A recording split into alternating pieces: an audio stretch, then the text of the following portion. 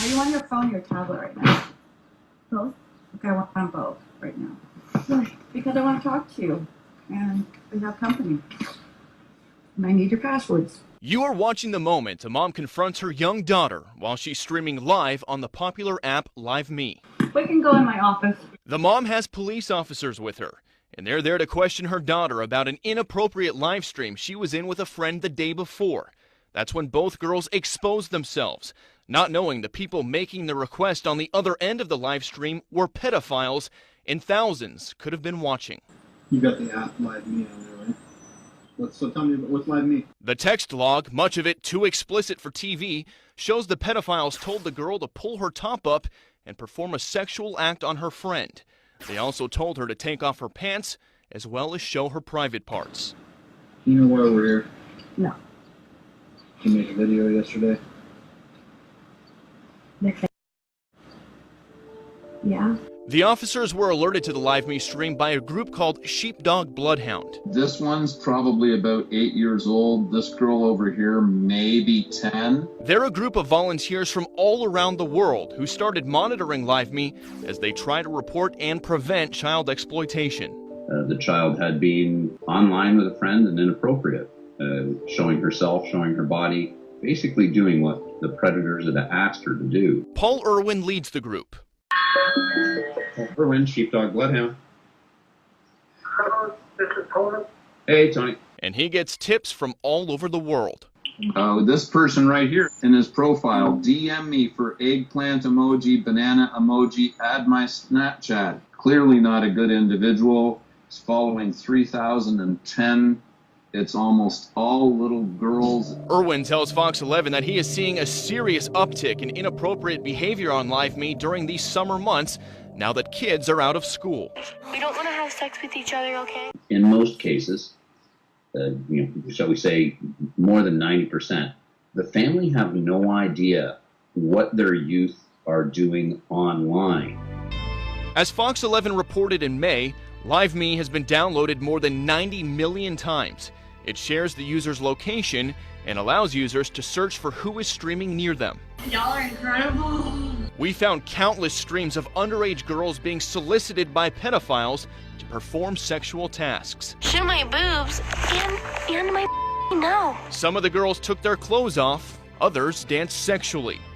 All while, in many cases, older men wrote perverted comments to them. We also found some of the streams were recorded and then posted on porn sites, where customers were directed straight to live streams or web captures of underage girls on LiveMe, with the links advertising that the girls are young jailbait who were secretly recorded without their knowledge. After our story aired, these new disclaimers began appearing on LiveMe streams, saying that sexual or violent content is strictly prohibited and that all violators will be banned. The company has refused repeated requests to go on camera, but tells us they're trying to crack down on users lying about their age and that they're recruiting volunteers to help monitor live streams for bad conduct. But experts say it's just not enough. The problem is now it appears they've opened it up to allow the general public to come in and do the work that, quite frankly, that they should be paying for. Dr. Lisa Stroman is a clinical psychologist who has worked with the FBI. She's also the director of the Digital Citizens Academy. As a parent, there's absolutely no way I would allow my child on that platform. She says LiveMe has to do more to stop misconduct on their platform. And she believes the video of the girl being confronted shows why parents have to be involved. That young girl was streaming live on the app when mom interrupts, with police officers present. Hi. Can I see your phone, please? She goes into another room with officers, who then begin interrogating her. So tell us about the video where you expose yourself. And what happened? Started doing that again. You might have seen the video. We've seen the video and we heard. So people were chatting with you. They were asking you to take your shirt off. The girl sits in stunned silence, looking like a deer in the headlights. I just better start talking and get it out because I'm sure there's more. Is that okay with you? I'm happy with it. The officers begin asking the girl about the app, and then they realize they are being streamed out live as they speak. So what's LiveMe? Tell me about that. It's like we're like YouTubers. You log in right now, huh? So like there's So we live streaming right now?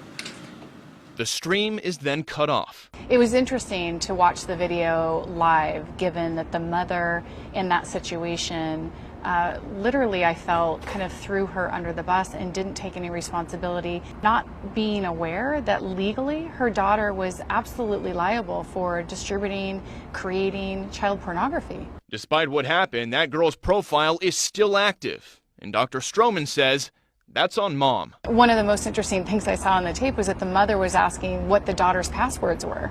So again, this is classically where we want parents to be the ones in charge. Fox 11 spoke with a young girl who works with Sheepdog Bloodhound to catch predators on LiveMe. She had previously used the app since age 10. We're hiding her identity, and with her mom's permission, she explains how attention and virtual currency make the app so enticing to young girls. We go live and we're just bored, and then we get no comments. But then the predators start coming in and they start enticing us. And that's when they give a gift, and that's when they're like, oh, they're like paying attention to me. So I do whatever they do, and I want those gifts. It seems to me that there's this lack of understanding from this generation that they could get in trouble for any of this. But they can, and they will. Got a potential location on that child and identity. So what's the Hairbrush girl. And that's why Irwin says his group has an uphill battle. Because of the change of season and kids getting out of school, things are at an elevated level. Things are worse. Bad things are happening. They're happening often. We simply can't keep up. And just to put this all in perspective, this is how bad the problem has gotten.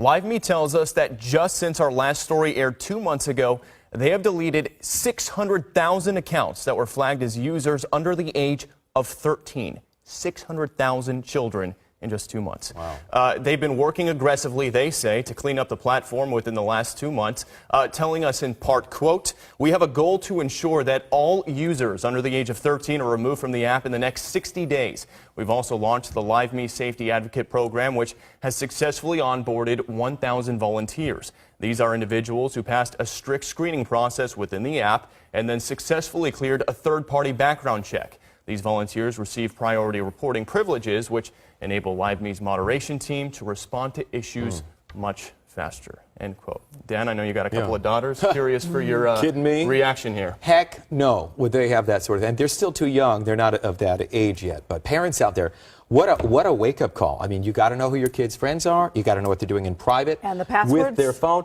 And You gotta know the passwords. Mirror technology. There's blocking technology. I mean, the creeps and the pedophiles are hoping that you don't have a clue about technology, and you better, because your kids, they're like, it's at stake, right? And their safety and everything else. And I think a lot of rational people out there would argue that 13 is still far too young to use that app. Of That's what they course it require is. people to be to use the app. But what? That's 8th grade, I think? And just that reminder out there, too, about meeting strangers online. Very scary. Well, and, you know, they're saying that they're going to be solving this with their volunteer program. But I think if they really want to solve it, put their money where their mouth is. Why are they hiring people who they're not going to pay? It's a bunch of volunteers. And, yeah, they're going to do it out of the goodness of their heart. But I think volunteers can really only go so far. Why not spend your own money and hire a bunch of moderators or do something different, because it's clearly not working right now. I think we need a part 3 to this story. We'll see. All right. Bill, thanks Great for story.